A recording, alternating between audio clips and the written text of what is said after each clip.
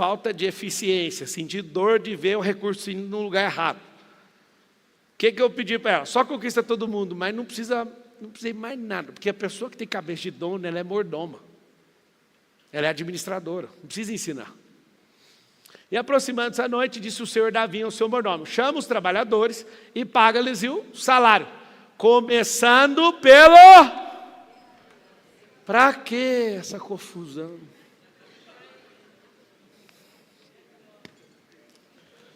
Me responde. Para que uma parábola começando pelo insatisfeito? Por que começar a pagar o cara que começou primeiro? Aí você fala, não é pelo último. Era muito melhor pagar o primeiro ir embora. Mas o Senhor faz questão de honrar os reinantes que resolveram aquilo que Ele mandou resolver. E isso vai criar um caos, e na justiça do homem essa parábola é injusta. Você vai ver que é injusta. Então, seu mordomo, chama os trabalhadores. Foi o mordomo que decidiu, foi o dono. Chama os trabalhadores e paga-lhes o salário, começando pelos derradeiros até os... Quem falou que os últimos foi pelo salário? Os últimos toparam pelo justo. O que é o justo? Vamos pegar a calculadora do comunista. Quantas horas você trabalhou? Você que foi por último. Falei, 1 hora. 1 hora.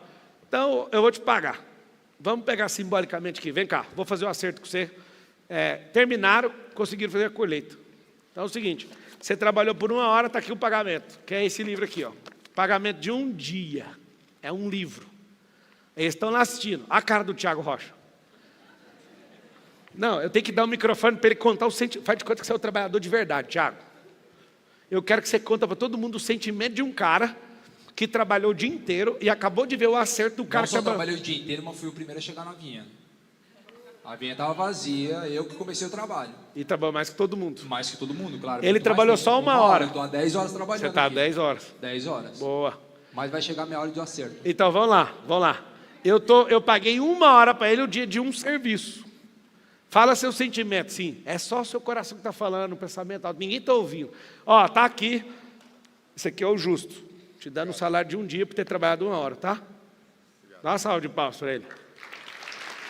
Olha o Tiago. Vagabundo, né? Trabalhou menos e ganhou. Olha lá, vagabundo, trabalhou menos.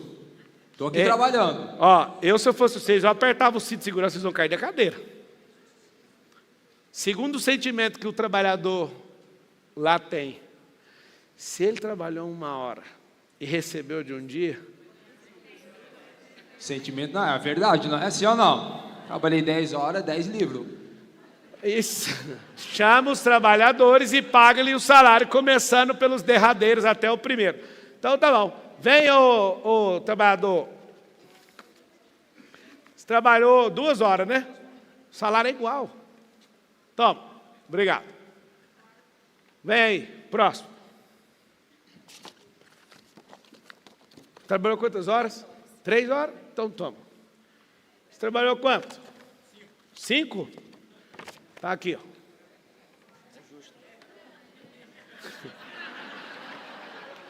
Tô trabalhando. Ó, ele nem para de trabalhar, né? Começando pelos derradeiros até os primeiros. Passa o versículo agora. E chegando os que tinham ido perto da hora 1/10, receberam um dinheiro cada um. Já paguei. Vindo os primeiros, cuidaram que haviam de receber mais. Mas quem falou isso? Quem foi que contou isso para eles? Tem um supervisor lá do RH, está passando aqui. Quanto que foi que nós ajustamos? Durante o dia, não foi agora no final não. Durante o dia, quanto foi mesmo que nós ajustamos? Um salário de 1 dia, certo? Está tudo certo? Assinou o papelzinho lá? Está assinado? Continua trabalhando, tá bom? Isso aqui foi durante o dia. Está acertado, está assinado. Tá, vindo porém os primeiros, cuidaram que havia de receber mais. Com qual argumento? Mas, do mesmo modo, receberam um dinheiro cada um. Vem cá. Trabalhou aí o dia inteiro certinho? Dia inteiro, 10 horas trabalhando. Fui o primeiro a chegar. Tá bom. Estou trabalhando até agora. Tá aqui seu pagamento.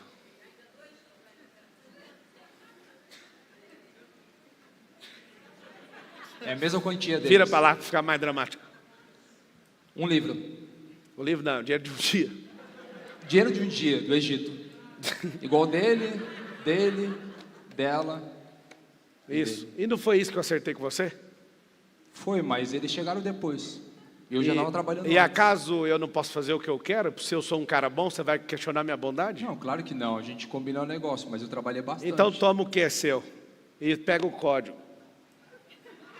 Os últimos serão os primeiros. Sacou? Fica do jeito que você está. Você usa esse trem para tudo, né? Essa frase é só para esse momento. É bom demais a Bíblia. Tipo, a glória da segunda casa vai ser maior que a primeira. Não está falando de loja que deu errado e agora abriu ela de novo. Está falando da glória da casa do Senhor. E não da sua loja, nem no sua conta, segunda conta do Instagram, nem no seu segundo empreendimento. Cara, se você tiver visão, claro, nunca mais vai usar essas expressões. Elas não servem para isso. Mas está tudo bem. Mesmo modo, receberam um dinheiro cada um. Paz. E recebendo, murmuravam contra o pai de família. Vê se é justo murmurar contra o pai de família. Passa. Dizendo, estes derradeiros trabalharam só uma hora, e tu os igualastes conosco, que suportamos a fadiga e a calma do dia. Passa. Mas ele respondendo, disse a um deles, amigo, não te faço agravo. Não ajustasse tu comigo um dinheiro? Passa. Toma o que é teu e retira a ti. Eu quero dar a este derradeiro tanto como a ti. Passa. Ou não é lícito, ou não me é lícito fazer o que quiser do que é meu? Ou é mal o teu olho porque eu sou bom? Assim os derradeiros serão os primeiros. Vamos agora falar agora com consciência o que significa a expressão. Fala assim, os últimos serão os reinantes. A frase está falando reinante. Serão os primeiros a serem raptados. Serão os primeiros a chegarem no trono. Os que resolvem aquilo que eu mandei resolver, eu vou recompensar primeiro. Pegou o código? Assim os derradeiros serão as primícias. Se entrou por último, resolveu. Agora vamos voltar para aquele papo de executivo, de gestor de RH. Não foi Jesus que dimensionou errado. Foi o administrador que fez isso. Os administradores ficaram ocupados com outras coisas e não deram atenção para a vinha. Porque Jesus tem todo o pagamento. O administrador não é a pessoa que tem que preocupar com o pagamento, ela tem que administrar. Então, se a capacidade, a volumetria e o capacity precisava de 1, 2, 3, 4, 5, aqui na história é muito mais gente, isso aqui é só ilustração. Por que eu coloquei só 2 no começo? Porque eu, como administrador, fui infiel. Aí, agora você vai começar a linkar com uma outra parábola que tem gente desesperada, querendo descobrir. Eu fui infiel. Só que na hora que eu entendo como funciona a justiça do reino, o que eu tenho que fazer? Eu preciso acertar na correria e bancar aquilo que ele mandou, e dependendo do recurso que é, senão eu estou fora do reino. Eu não sei se você entendeu. Presta atenção. Deus não quis aqui, Jesus não quis passar raiva num cara que pagou o preço. Porque não tem nada de errado, não foi injusto o que ele fez. Um foi pelo salário e o outro topou pelo que era justo. Na matemática comunista eu tinha que dividir por hora. E ao invés de dar um livro, eu tinha que dar um capítulo para ele só. Tinha que rasgar o capítulo e dar na mão dele. Sim ou não? Só que o Senhor dimensionou uma quantidade de riqueza para fazer a colheita. E não precisa de troco. Deus não precisa de troco. Calma que eu não falei nada.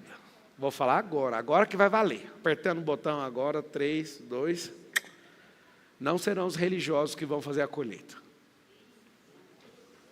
É isso que está escrito aí. O Senhor vai chamar pessoas na política, na justiça, na educação, nas empresas, nas universidades, não nas religiões. Deus não excluiu a religião. Tem gente feliz. Ainda bem que meu pastor vai pagar com o pão que o diabo amassou. Ele não falou isso não. Ele vai receber o pagamento dele. Mas aqui vai ser o maior levante de todos os tempos. Religiosos não suportarão mensagens que saem da minha boca, nem da sua, nem da de ninguém. Porque Não é uma briga. Reinante não briga com salvo. Que é bater chicote de osso nas próprias costas. É isso. A gente tem a misericórdia do salvo e compaixão dos não salvos. Misericórdia para um grupo, compaixão para o outro. E eu no baixo. Tinha uma coisa que a minha chefe lá na Brasil Telecom falava. Ela, você não fica baixando demais, não, senão você mostra a bunda. Aí eu falava, mas não faz sentido o que você está falando. Pensa numa mulher de saia que abaixa. A saia sobe, Marçal. Ela era a mulher que me fez virar homem. Pensa num trem que já me agrediu fisicamente dentro da empresa. E ela falava, você está muito xoxo. Eu, credo, uma mulher falando isso, eu filho do Wilson Marçal. Ela era muito mais doida do que o Saci misturado com o Tais Mania. Um trem virado com giraia. E ela falava cada coisa para mim, ela me ensinou a ser administrador. Ela repudiava quando eu contava história. Ela, Marçal, só acredita em número. Ela me bateu demais, foi feio. O que acontece? A parábola que o senhor está falando é que ele recrutou gente. E o que ele recrutou, dava para fazer, mas perdeu tempo. Presta atenção. E como o administrador percebeu, precisou de contratar mais gente, porque quem era contratado na dimensão certa, não estava fazendo 100%. Vocês vão aprender um negócio de empresa absurdo, anota aí. Absenteísmo versus presenteísmo. Esse trem é chocante. Que é isso? Vai aprender agora. Pode ficar aí. Absenteísmo é um cálculo, tem uma fórmula. Se eu tenho 10 funcionários e 10 dias, eu tenho 100 presenças. Se eu tiver uma falta, eu pego 1 e divido por 100 e multiplico por 100. Significa que tem 1% de falta. Todo mundo pegou? Matemática não é só forte, né? Vou repetir. Se eu tenho 10 funcionários, todos os dias, todos os funcionários trabalhando no mesmo dia, dá 10 presenças, certo? Se ninguém faltar por 10 dias, dá uns 100 presenças. Até aí, tudo bem? Só que uma falta teve. Como é que mede o absenteísmo? Eu pego 1 e divido por 100. Vai dar 0,01. Eu multiplico por 100 de novo, para virar unidade, para acabar com a fração. Dá 1%. Esse é um cálculo empresarial de absenteísmo. Então, se eu tenho... O que é absenteísmo? É dividir a falta pela quantidade de presenças programadas.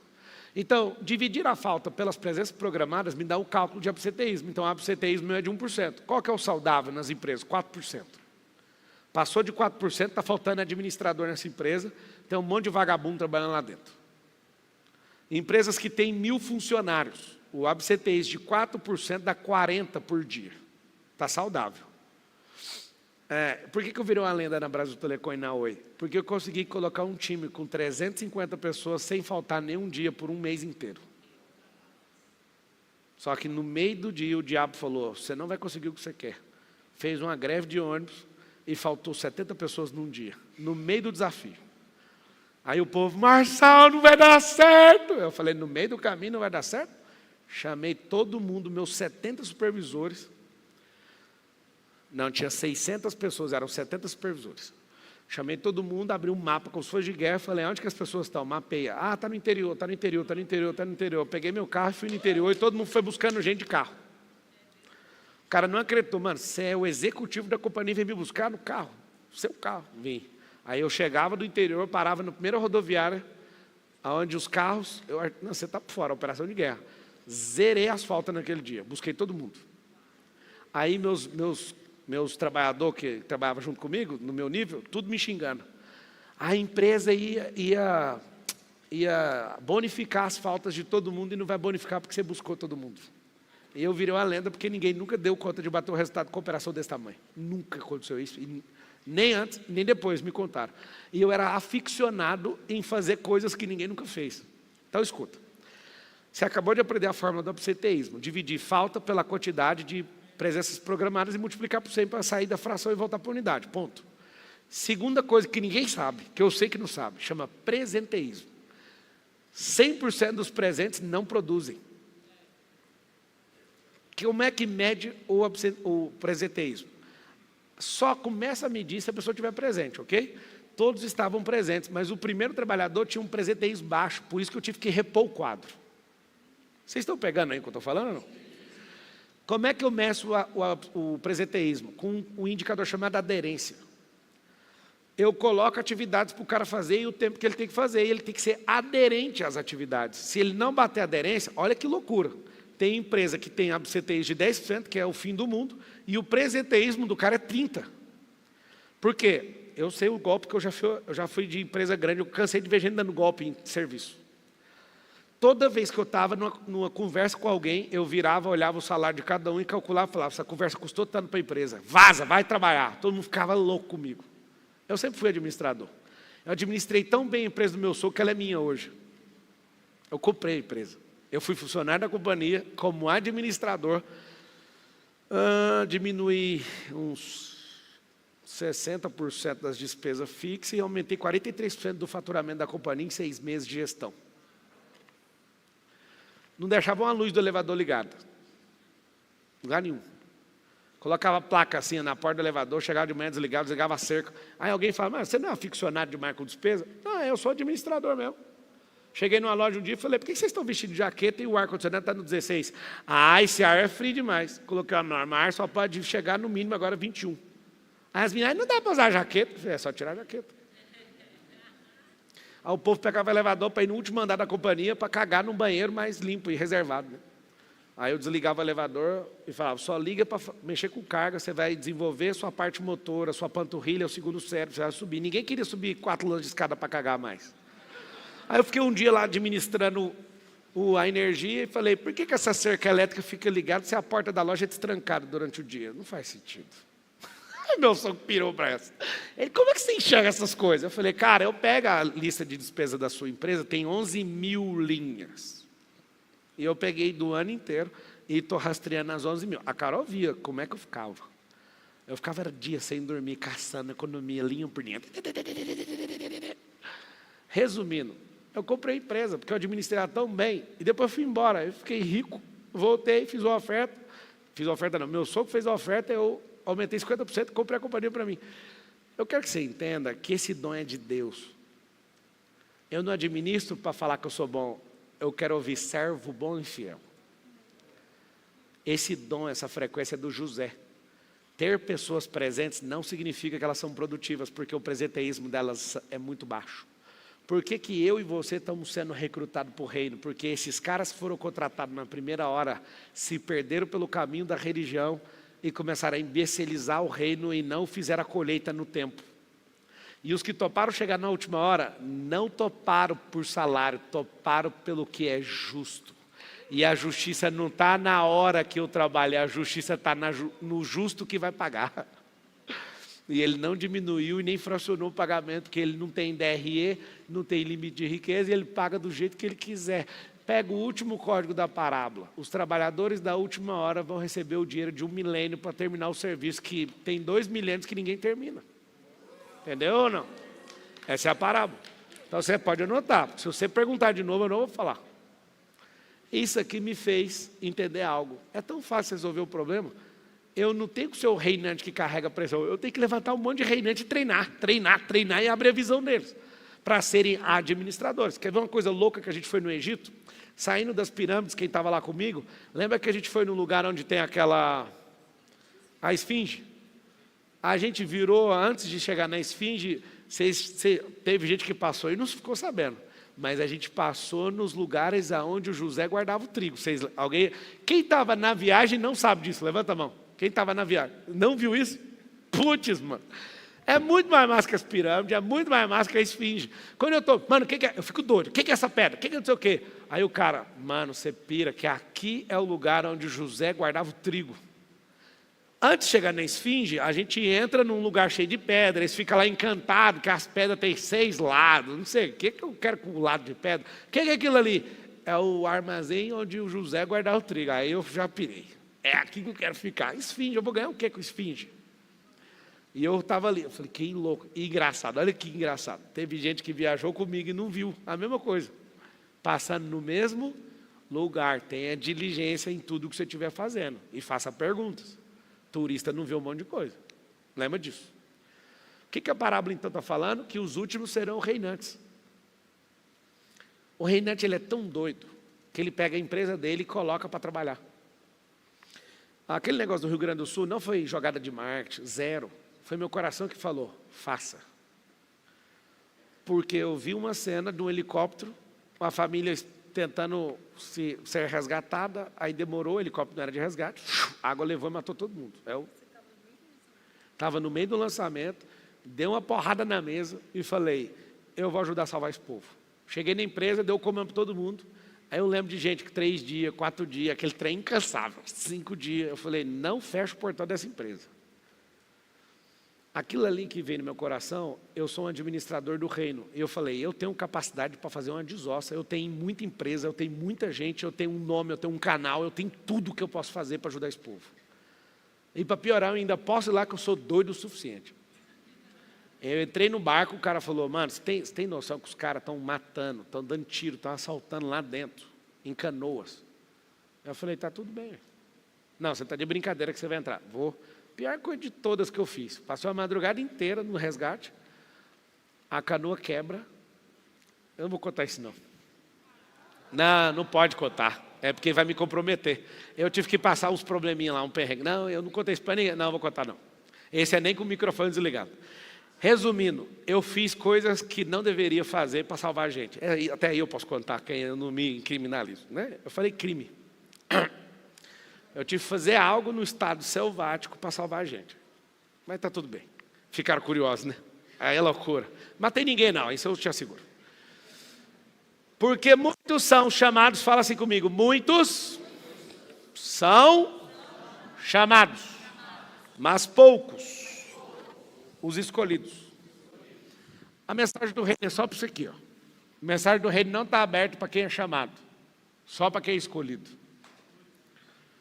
Eu não sei se você entende, esse dom de administrar, ele não é meu, é do Senhor. Mas tem uma novidade, está dentro de você. Dentro de você. Uma salva de palmas para os trabalhadores da última hora. Pode ficar com o pagamento. Fica lá com o pagamento. Seguinte, vamos falar tudo sobre dinheiro do jeito que você nunca ouviu? Reinante, não mexe com essa palavra aqui, ó, poupança. O Brasil tem 700 bilhões na poupança, dinheiro mais injusto que existe. O Brasil é o país que mais tem poupança no mundo, significa que é o povo que menos entende de dinheiro. Preciso falar mais alguma coisa?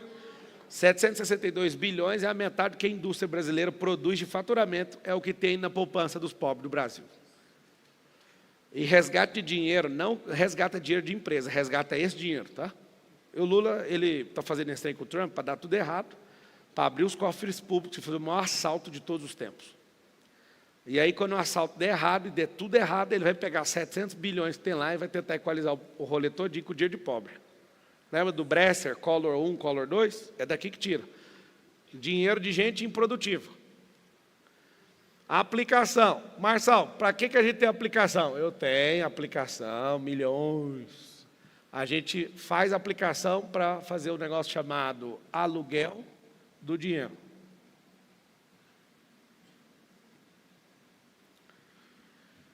Eu coloco dinheiro para empreender, é o dinheiro mais complicado que existe.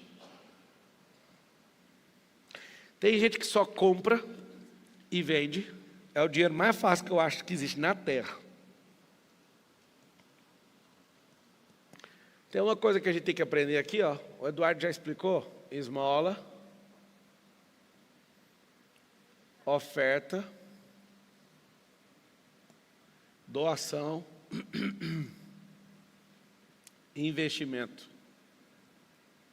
Tem muitas modalidades de oferta e de doação, tá? E investimento. Vou colocar só até aqui. Ah, Marcelo, não estou vendo você pôr o dízimo. Eu coloco. Está aqui o dízimo.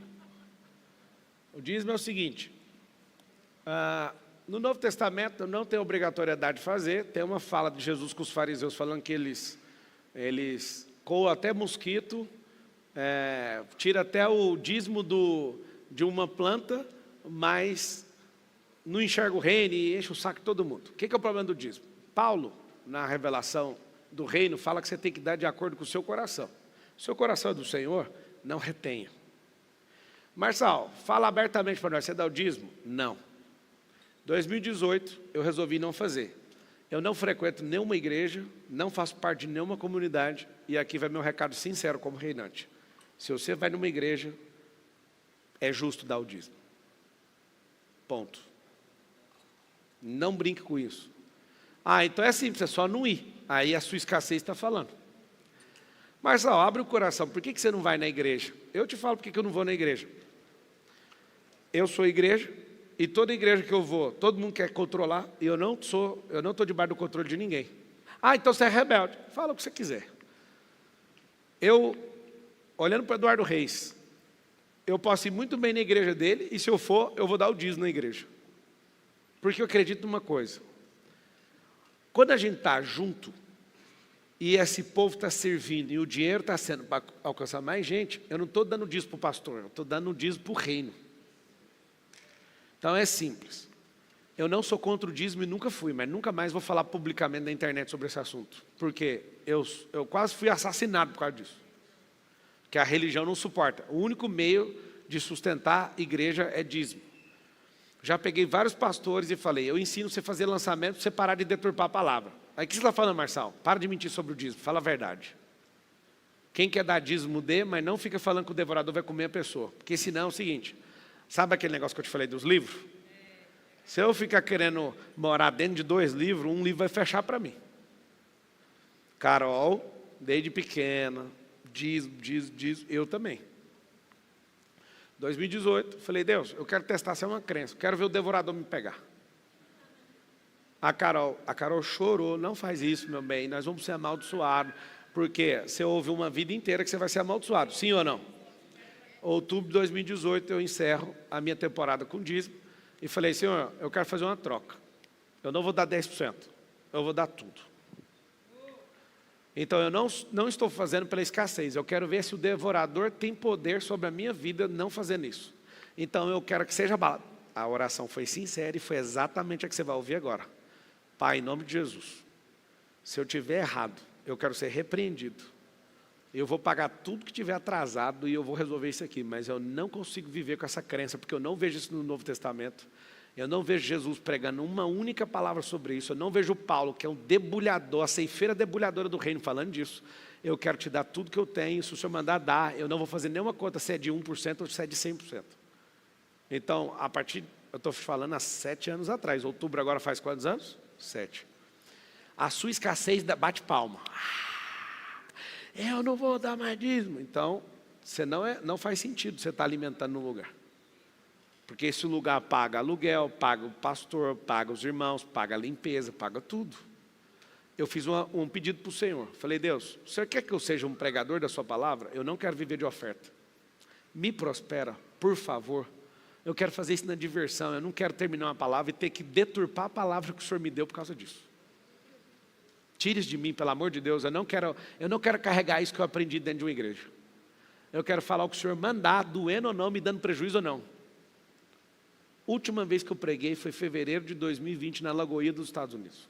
Quando eu desci, o Senhor falou para mim, você não sobe mais no púlpito de igreja. Eu não quero você pregando mais. E aquilo doeu dentro de mim. Obedecer dói. Vocês já perceberam que isso aqui é a coisa que mais me traz alegria ou não? Isso aqui é loucura para mim, ficar falando isso aqui. Ah, Marçal, mas isso aqui é uma igreja. Não, isso aqui é o Auditório 7, é uma plataforma arena, é uma empresa minha, e eu coloquei vocês aqui para nós falar do reino. Igreja é você. E a potência da igreja aumenta quando a gente se junta. Então a igreja sozinha é fraca, que é uma pessoa. Essa pessoa juntou com 2, já abre um canal. É diferente. Vamos lá. O dízimo é justo para quem faz parte da comunidade. Você não vai me ver falando disso. Eu sei que isso dói, mas eu tenho que te falar. Deus não pediu dízimo para ninguém, tá? Deus não pediu dízimo para ninguém, ponto. Como é que começou esse rolê, eu te explico. Saul, quando foi dar o dízimo, ele deu o dízimo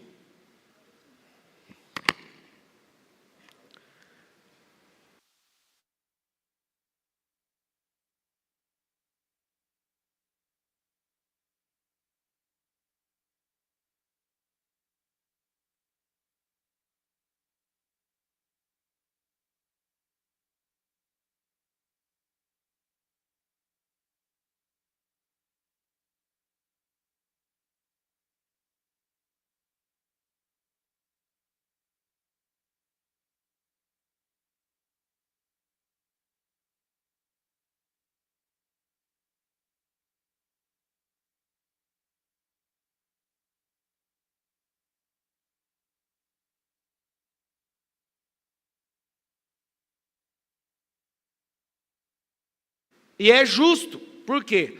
Quando você vê a história de Israel, ela se confunde o rei com o juiz. Você vê, Salomão ficava sentado à porta, julgando algumas causas, as causas. Aí a pessoa que estuda dízimo é profunda, ela vai querer me bater com um pedaço de porrete, porque ela enviesou a cabeça dela com isso. É justo pagar? Sim. É legal? Sim. Trazei os dízimos à casa do Senhor. Aonde que é a casa do Senhor? Meu filho, não invalida a obra da cruz. Jesus foi pregado na cruz porque ele derrubou o templo com a boca dele. O dízimo é 10% da sua riqueza pessoal, certo? Eu conheço empreendedores que dão 30%. Deus falou com o cara. Qual que é a diferença de quem é reinante? Deus falou, ele dá. Agora você dá com tristeza. Tem pastor que fala, não, ignora esse negócio de alegria, tem que dar. Não. O Senhor quer o coração. Lembra que o que está tocado para o Senhor não é a oferta, é o coração do ofertante. E toda vez que eu toco nesse assunto, que tem de gente que quer me bater, não está escrito. Mas eu preciso te falar, para você entender, e eu tenho muito temor em te dizer isso. Como não tem um pingo de instrução, você pegar o Eduardo Reis e perguntar por que o Paulo dava oferta para as igrejas lá de Jerusalém, você vai assustar. A gente não é nenê na fé, a gente entende que Paulo fez aquilo para ter uma validação de Pedro, que é eles que cobravam, não tinha instrução para cobrar isso. E Paulo recolhia ali na igreja da Ásia, na Grécia, toma aqui, e dava o dinheiro para os irmãos parar de encher o saco. Eu odeio tocar esse assunto. Eu só quero que você não esteja preso de pregações repetitivas, de que se você não der o dízimo, o mamão vai te pegar. Você tem o Espírito Santo, filho? O mamão não vai te pegar. Você é um reinante? É igual no encontro com Deus na igreja. Eu fui em 55. Última vez que eu fui fazer uma oração, o pastor quase me bateu. Porque a minha cabeça começou a aumentar a frequência. Mateus sabe o que eu estou falando? Aquilo ali, irmão, aquela igreja nossa é uma máquina. A gente nunca viu tanta gente convertendo na vida, né, Mateus? E aí a gente, todo final de semana, aquele negócio de quantos ônibus, Mateus? 30 ônibus levando gente religiosamente por vários anos, todos os finais de semana de mãe, de virar tudo. Era uma máquina de converter gente, batizar gente. Eu não vou levantar nunca contra esse povo. Só que aí quando você entra num ambiente desse, você não pode nem pensar, você só entra no fluxo. Aí num dia saiu oração para mim, a oração que saiu para mim. Marçal, você vai orar pela retaliação. Meu espírito ferveu. Aí eu falei, eu não acredito em retaliação. Mas eu posso orar. Os irmãos, aquela roda, 50 irmãos, fazendo jejum, viciado emocionalmente, acreditando que a gente tem que ser retalhado, porque nós estamos fazendo a obra de Deus.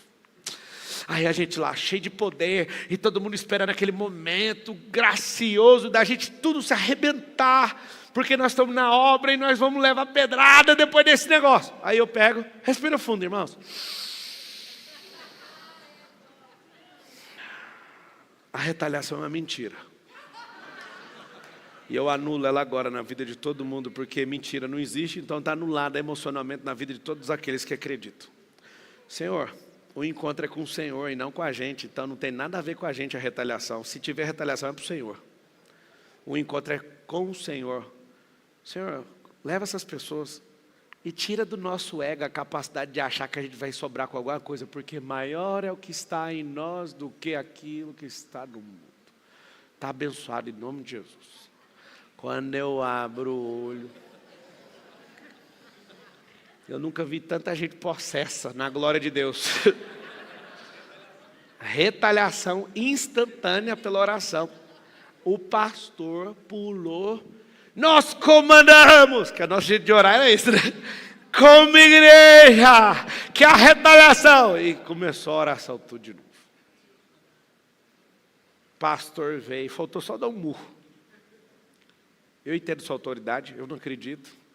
E você tem autoridade espiritual sobre mim, mas autoridade no meu raciocínio você não tem. Autoridade sobre a sabedoria que eu carrego você não tem. Autoridade sobre o Espírito Santo você também não tem.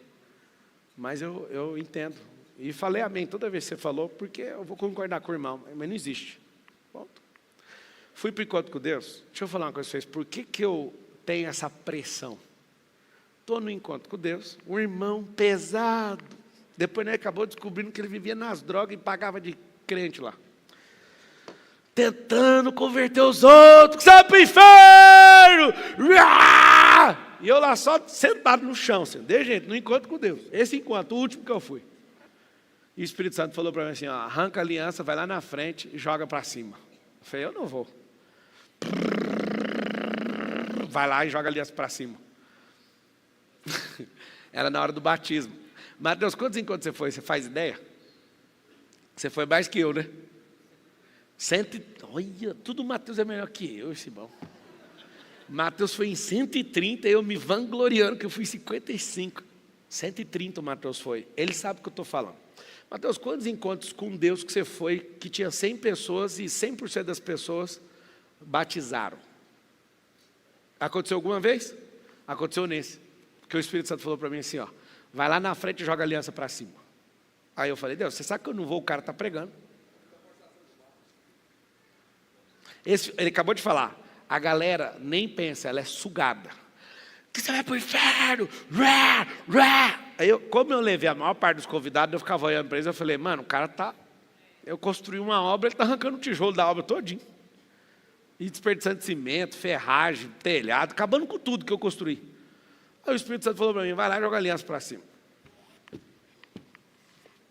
Cheguei lá na frente, irmão, você me dá só uma licença? Aí com aquela cara furiosa, o que foi? Só um pouquinho. Irmãos, o Senhor te curou? O Senhor te salvou? Ele fez isso. E agora que Ele quer colocar uma aliança no seu dedo para assumir um relacionamento com você, você vai virar as costas para Ele? Se eu fosse você, eu não faria isso. Essa aliança ficou tipo uns 40 segundos. Eu não viraria as costas para o Senhor e sair. Aí eu quero batizar. O outro, eu também, não vou virar as costas. Eu também. Eu quero. Aí todo mundo pirou. Porque foi o Espírito Santo que gerou o ambiente. A pregação do cara estava atrapalhando. O que aconteceu? Nós tínhamos um método de ficar anotando os nomes. O pastor olhou e falou, o Pablo é bruxo, ele está com bruxaria. Eu faço encontro com Deus a vida inteira, isso nunca aconteceu. Pode pregar de novo lá o batismo. Acredita que ele fez isso?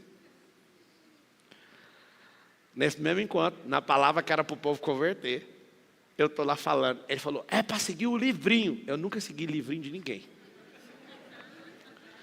Toda célula tinha um jornalzinho. A Carol ficava pistola, porque a Carol, ela é uma menina muito comportada. Era, né, meu bem?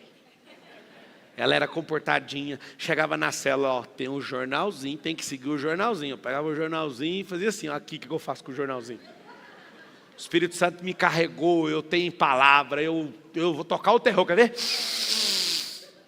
Abre aí Apocalipse 2 e quebrava o pau na célula. Aí saiu uma vez para pregar a salvação. Gente, pregar a salvação com um livrinho. O irmão é uma bênção, 11ª questão, não tem nada de errado. Aí tem um livrinho, você tem que ficar lendo. Eu falei, vou chegar um Hadouken aqui e vou acabar com tudo. 100% dos irmãos aceitaram Jesus. Sabe o que o pastor fez? Não, isso é demônio. Vocês pedem adivinhança. Olha o nível do meu pastor. Mandou outro irmão vir tomar o microfone na minha mão e fazer a pregação com o livrinho. Aí nesse dia eu falei, Deus, eu não vou pisar nisso aqui mais. Isso aqui para mim é um circo. E eu respeito os irmãos e eu não vou mais fazer nada. Só que na hora que ele veio pegar o microfone, eu falei assim, só que essas almas aqui é minha. Essa aqui você não vai pregar de novo, não. Aí o pastor ficou furioso porque eu não dei o microfone para o discipulador mais antigo, que é amigo dele. No almoço ele me pegou e falou, Marçal, qual que é a sua pretensão? Eu falei assim, ser livre igual Jesus, ele nunca fez um esboço. Ser guiado pelo Espírito, porque a palavra fala que o Espírito sopra para onde quer. Os irmãos tudo batizou, você falou que eu sou bruxo. Não, mas você está usando PNL. Eu falei, irmão, isso é só um recurso para convencer a pessoa, mas se o Espírito não convencer, não é assim que diz a palavra? Você está preocupado com o quê? Isso é ferramenta. Você usa microfone? É uma ferramenta. Você estudou na escola? Outra ferramenta. Você vai me impedir, irmão, de deixar o mover de Deus agir? Vou. Então faz o seguinte, aproveitem a minha presença, porque essa é a última vez que eu estou com vocês. O pastor queria me ferrar, achando que alguma coisa ia acabar comigo. Resumindo, irmãos, ele me amaldiçoou. Anticristo, que acabou comigo. Mateus, ele foi cerceado. Todo mundo foi doutrinado numa igreja de 300 mil pessoas a falar mal de mim num nível como se fosse o capeta. Foi ou não foi? O que aconteceu? Eu fui crescendo e amando esse povo e seguindo minha vida. Esse pastor, que era o meu pastor, um dia ele vai numa palestra minha, eu vi ele no meio de 2.500 pessoas. E aquele trem pegando fogo, é uma palestra para vender imóvel. Eu olhei ele e falei, vou soltar 400 palavrão nessa palestra. E eu xingava ele. Todo mundo batendo palma, ele pirou. Aí ele foi, arrumou um jeito de chegar até mim. O cara falou que é seu pastor. Eu olhei com maior amor, abracei ele e falou assim, me perdoa, você é homem de Deus. Mesmo questão de palavrão, eu vejo Deus em você. Eu falei, eu sempre soube. Nós estamos em paz agora. O pastor dessa igreja, que é poderosa, ele esteve aqui nessa cidade, ficou 2 dias comigo, me pediu perdão, me chamou de José do Egito, e o Senhor falou essa palavra para ele e falou essa palavra para mim. Deixa eu te explicar uma coisa. Quando você é reinante, irmão, não é estrutura de nada que tem que ficar sobre a sua cabeça. Se Deus mandou, vai ter que ir. Se é seu pai que está impedindo, se é seu sogro, se é o pastor, nunca o Senhor vai te impedir de cumprir aquilo que Ele pôs no seu coração. E as pessoas são reféns, pisoteadas como se fosse num lagar de uva. E elas ficam destruídas emocionalmente. Por favor, não olha com amor as minhas palavras. Eu não estou querendo te convencer a ser um rebelde, que a rebelião é luciferana. Eu não sou rebelde. Se eu fosse ouvir uma discipuladora da Carol, ela falou assim, não tem como você casar com o Pablo é pobre.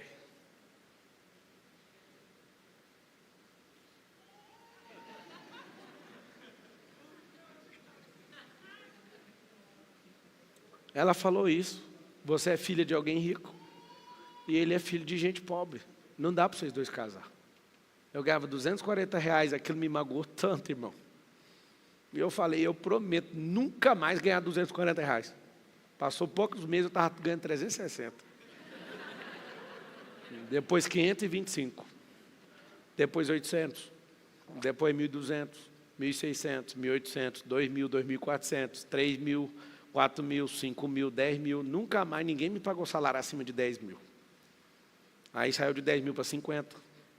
Desculpa, para 30, 50, 70, 100, 200, 500, 1 milhão por mês, 2 milhões, 5 milhões por mês. Você vê as companhias tudo junto, 5 milhões por dia. E eu não podia casar com ela porque eu sou pobre. Pobre não é o tanto de dinheiro que você tem na conta, não, é o dia que você desistiu de produzir. Só que se eu fosse religioso, eu ia desistir da Carol. Porque a irmã... Eu não estou julgando o que ela fez com a vida. Essa irmã depois apaixonou numa menina e foi casar com a menina. E estava dando conselho que eu era pobre. O outro que ficava me repreendendo, ia para o encontro, era abençoado, seguia o jornalzinho, mas ia debaixo de droga. Descobriu depois, está internado até hoje. E eu cheio do Espírito Santo, sendo cercado dentro da própria igreja, sendo chamado de anticristo. O que eu tenho que fazer, irmão? Não é confiar no Senhor, não. Eu dei minha vida para Ele. Eu vou falar uma coisa que vai te amedrontar. Eu não confio no Senhor. Eu estou 100% com Ele. Não tenho dúvida de nada. Quem fica confiando ainda está com alguma dúvida. Eu não estou na base da crença, nem da confiança, não. Eu me taquei, eu sou dEle. Eu não sirvo para nada, a não ser para aquilo que Ele mandar. Você não entendeu isso. Você fica na confiança ainda porque você está com medo, você está distante. Que mané confiar? Mas na Bíblia fala, os que confiam no Senhor são como os montes de Sião, que não se abalam, mas permanecem para sempre. Está falando para você que começou agora a entender como é que confia no Senhor. Eu fui lá no Monte Sião, eu desci 30 metros de fundura, eu fui lá na Rocha Moriá, eu, Eduardo Reis, a Carol, a Patrícia, eu toquei lá na rocha. Aquilo ali de novo é uma hipérbole, porque se você tomar um empurrão, você não vai ficar parado igual o Monte Sião. Deixa eu te falar uma coisa, você não entendeu. Eu não gasto minha energia falando que eu confio. Eu sou dele, eu me taquei nele, eu acabei com tudo que era meu, mano. Você que é salvo, você fica nessa ladainha, igual o Raimundo, um pé na igreja, outro no mundo.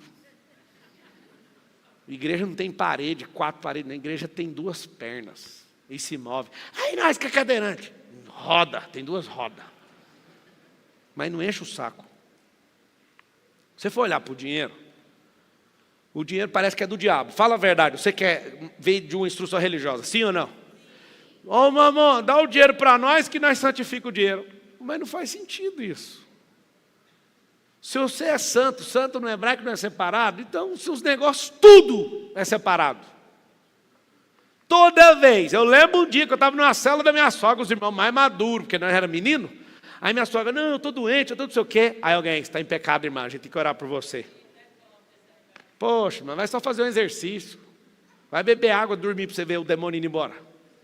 Por que crente, religioso e salvo tem a capacidade de culpar o demônio sobre tudo? Porque é fácil falar que é o demônio, que o demônio a gente expulsa. Você nunca assume que é você, porque você precisa de tratamento. Você precisa de inteligência emocional, você precisa de fazer coisa nova, você precisa de ser humilde, você precisa de examinar a escritura, você precisa de aprender, você precisa de transbordar, você precisa de multiplicar talento. Então, se não tiver a mesma fúria no seu coração que o meu, esmola é pontual, no impulso, você arranca o que tem do bolso e dá. Quiser saber mais, o mestre Eduardo te explica o que é esmola lá, que ele tem um conceito melhor. Oferta, fala assim, oferta tem várias formas. Oferta é princípio, tá? Dízimo é regra. Alguém fala, não concordo, dê o dízimo. Paulo ensina o seguinte, se a sua consciência não te deixa fazer, não faça. Se ela libera, meu irmão, pecado é o que está escrito que é pecado na Bíblia. Ponto. Quando eu era criança, perguntei para o meu pastor, que pregou e eu converti. Pastor, eu tinha 10 anos. Falei, pastor, me fala uma coisa, como é que faz com a riqueza dos caras que é muito rico e nunca deu dízimo? Olha o que esse homem me respondeu. Irmão, esse dinheiro não é de Deus. Esse dinheiro vai ser cobrado. Aí eu olhei para ele, diante do Deus vivo, com 10 anos de idade. Olhei para ele e falei assim, que mentira. Isso é mentira. Não falei para ele, né? Só saí assim, ó. Eu vou ter que perguntar para outra pessoa. Porque não faz sentido falar que o dinheiro de um rico que não dá o dízimo não é de Deus. Deus não faz acepção de pessoas, irmão. Ele colocou os princípios, foi para a natureza, não foi para a igreja evangélica, não foi para católico, não foi para judeu, não foi para a igreja copta, que é cristã no Egito, não foi para ninguém, foi para todo mundo. Fala assim comigo, Deus não faz acepção de pessoas, mas Ele faz asepsia. Entendeu ou não? Ele não exclui, mas Ele lava. Asepsia é limpeza, tá? Você tem que querer ser limpo. Então, oferta, eu sugiro que você seja um ofertante de tudo. Oferta é princípio. Tem oferta alçada, tem oferta das primícias, oferta, você vai anotar o código central da oferta, é gratidão. Quem é grato não oferta pelo que aconteceu, oferta pelo que vai acontecer. Agora você ficou com raiva. Todo ofertante reinante não oferta pelo que aconteceu. Ele oferta pelo que vai acontecer, porque já aconteceu na cabeça dele. Entendeu ou não? A oferta tem a ver com gratidão, e gratidão tem a ver com o futuro e não com o passado. Eu anotarei isso aí, uma hora você vai digerir, você vai entender. Coloca assim, gratidão é sobre o futuro e não sobre o passado. Passado, o agradecimento sobre coisas que passou, chama cortesia. Gratidão é um sentimento de invocar o futuro para agora, porque nós estamos presos no Cronos, nós estamos presos na órbita do Sol, então a gente confunde passado, presente e futuro, porque quimicamente, neurologicamente, chama-se atemporalidade, o cérebro confunde, achando que está no mesmo estado, mas não está. Porque a gente perdeu essa glorificação, a gente entrou no pecado, aqui é o pecado original e tal. Doação, anota o código da doação, utilidade. Eu dou para melhorar a vida, eu dou para melhorar o tempo, eu dou para fazer as pessoas terem uma vida melhor. Ah, vou doar as roupas aqui. Você vai doar roupa para alguém, isso vai ser utilidade. Né? Necessidade de primeira categoria, que é comida, bebida e abrigo. Oferta é de gratidão. Se você quiser entender verdadeiramente a oferta no nível de princípio, é sobre o futuro. Então eu oferto a Deus, oferto para as pessoas, falando sobre o futuro e não sobre o passado. Doação é sobre utilidade e investimento. Anota o código do investimento. Tem que ter ROI vezes capacidade. Vocês querem ser mordomos do reino, sim ou não? Sejam investidores profissionais na vida real. O que eu faria? Vocês estão no auditório porque eu sou investidor. esse prédio não é meu, eu fiz uma oferta para comprar ele, o cara não quis baixar no valor, e está tudo bem, eu vou cozinhar até o dia que sair o prédio, eu vou lá e pago, que é assim que eu faço. Geralmente leva 1 ano para comprar um prédio, mais de 10 milhões, porque as pessoas acham que vale uma coisa, não aparecem as ofertas, ela lembra de mim, aí fica pior depois de 1 ano. É assim que eu faço. Por que comprei não? Porque eu aluguei e investi uns 2 milhões, para você ver do jeito que está aqui, uns 2 milhões com essa estrutura aí de transmissão, stand de câmera e tal. Um dia, eu percebi que os 7 auditórios que eu tinha não tinham a capacidade de ter um evento desse tamanho. E um dia alguém falou, ó, estourou, o IP está maior do que a capacidade que a gente tem. O que nós vamos fazer? Eu fiquei puto de pagar aluguel num prédio. Paguei, foi muito massa. Paguei 70 mil numa diária, na rua de cima. Quando eu paguei, eu falei, eu quero fazer o IP desse tamanho. Olha que engraçado. A falta de capacidade atrapalha você de ter os eventos desse tamanho. E a sua cabeça, ela tem que estar sempre alongando capacidade. Aí eu pensei, se eu fizer um evento desse todo mês, não faz sentido eu ter um negócio desse. Então eu vou ter o meu, vou alugar para os outros e ainda vou desafiar meu sócio a fazer. Inclusive todos os sócios estão desafiados a vir aqui. Falo com o maior carinho do mundo, se o Medina vendeu 1.200 ingressos, qualquer um dá conta. É porque você não quer, é diferente. Ah, você está falando mal do Medina? Não, eu estou exaltando o Medina, porque ele está na fila lá na ponta final. O Tasso foi o primeiro, depois de mim, a encher esqui. A primeira coisa que eu fiz, o que o Tasso fez? Eu falei, fulano, pergunta para o Tasso. Tasso encheu o auditório 7, que agora chama plataforma Arena. O que acontece? A minha cabeça de investidor olhou para um aluguel e eu pensei, eu vou capitalizar nisso, então eu vou investir no ambiente, e o ambiente está aqui. Eu pagaria uma vez por mês para usar o auditório do cara 70 mil. Aqui eu pago 50 mil de aluguel por mês. Então não faz sentido. Então esses eventos, as coisas vai rolando tudo aqui, vai acontecendo, a gente capitalizou isso aqui. Eu quero que você entenda que a cabeça de alguém que quer crescer, arrumar problema e entrar em expansão, ela tem que alongar um pouquinho a capacidade, senão ela não consegue ter abertura e nem exponencialidade. Porque se você contratar aquilo que você precisa, você sempre vai ser menor do que aquilo que você acabou de projetar. Eu preciso de alongar, eu preciso de projetar coisas maiores. Tá? Poupança é coisa de improdutiva, aplicação é uma forma de você alugar seu dinheiro. Se você tiver um percentual do seu dinheiro muito alugado, significa que você é pouco empreendedor. Marcelo, do jeito que está hoje, o que você acha que a gente tem que empreender? Eu não te indico nada se eu não entender o modelo de negócio. Se você não entender o modelo de negócio, vai acontecer uma coisa. Você vai picar dinheiro. Aí é melhor você colocar o dinheiro aqui. O que eu conheço de gente que põe dinheiro em empresa quebra. Por quê? O que sustenta todo o dinheiro é essa chave, emocional. Porque o dinheiro é emocional. A faculdade de Stanford fez uma pesquisa e falou que 90% das compras do mundo são feitas na emoção. Então, se a pessoa está comprando, você tem que vender na emoção, transferindo benefício para ela. Entendendo como é que esse dinheiro ele é retroalimentado. Eu tenho poupança, aplicação, empreendedorismo, eu tenho compra e venda. Aqui está o segredo, ó. Onde eu fiquei rico foi nisso aqui, comprar. Aí você fala, Marçal, eu sei que você vende curso. A gente fez muito dinheiro com o curso. Mas ninguém quer comprar curso de quem não tem sabedoria, não tem história, não tem nada. Então você precisa de pegar seu dinheiro. Aqui eu vou te contar um segredo como reinante. Você quer expandir, sim ou não? Então, anota assim, ó, comprar experiência. Dinheiro em poupança é uma tristeza, não faz sentido pela correção, seu dinheiro está negativo. A aplicação, se o banqueiro te paga 1% e cobra de 3 a 5 dos outros, significa que ele empreende com o seu dinheiro. Então a aplicação não é empreendedorismo, não. Dificilmente você fica rico com a aplicação. O que eu sugiro? Pega dinheiro desses lugares, aqui você tem que zerar. Isso aqui você tinha que aplicar em alguém que tem a capacidade de leitura sobre riqueza. Eu explico. Se o Senhor enxergar em você a capacidade de gerir riqueza, você acha que ele vai fazer o quê? Ele vai fazer figuinho ou ele vai pôr riqueza na sua mão? Como que ele põe riqueza na mão? De forma materializada. Alguém chuta aí. Como que Deus dá riqueza na mão de uma pessoa? Ele olha para você, você tem apego. Se eu peguei seu coração para mim e eu ver que você está querendo pôr dinheiro empilhado no coração, eu não vou mandar para você. Ele manda através de conexão, ele manda através de energia, ele manda através de sabedoria, ele manda através de negócios, através de oportunidades. Ele manda, mas ele não manda o Pix. Entende ou não? Agora, se você é muito chegado dele e ele achar outro chegado perto de você, ele faz um chegado e mandar o Pix. Acontece. Você fez aquele Pix que eu te pedi? Fez? O Mateus acabou de fazer um Pix para mim. Esse Pix é o Pix do chegado. Eu contei mais cedo para vocês que eu ignorei um pedido de ajuda, porque todo mundo fica me pedindo ajuda e meu coração...